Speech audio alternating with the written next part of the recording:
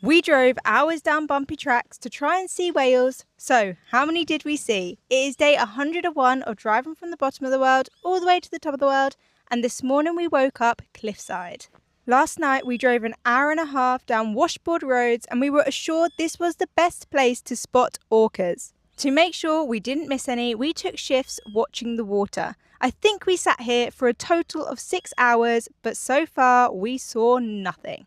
We gave it one more morning and then we decided we needed to move on. Plus, whenever you think you've gone off the beaten track down a 4x4 road, you will always be joined with a local in their trusty 2x4. With no whales seen, we decided to move spot and head to the Peninsula Valdez. We headed back through Puerto Madryn and past the huge cruise ships along the dusty roads and stopped off at the petrol station to fill up on water, as annoyingly we still only have one jerry can. We also decided to fuel ourselves up and have some lunch. The drive to the entrance of the peninsula wasn't too bad, about 40 minutes, but when we arrived we found out that it was an hour and a half on washboard roads just to see the spot. The peninsula is famous for its southern right whales, which you can see here up until December, but unfortunately we're now out of season, so we'll have to do with the skeleton. Also, this is an orca head skeleton. Fingers crossed we get to see some in a second. It's hard to get across how bumpy these roads are and how long we were on them for. After about an hour and a half of driving, we arrived at the penguin spot and then moved on to see the elephant seals. The elephant seals put on a show for us. They were vocal, moving,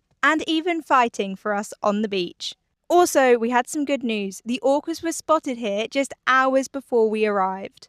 And with the seals in the water, they were looking like a tasty snack. As we waited so long, we also needed a snack, so it was emergency cheese and crackers, while still keeping our eyes open on the sea. After waiting all afternoon and still seeing no orcas, we had no choice but to call it a day. This was gutting, as it was the only reason we drove up the east side of Argentina and added a lot of driving and miles to our trip. However, we were now chasing the sunset to find a park up and get dinner cooked before it was dark. And needless to say, we were extremely tired.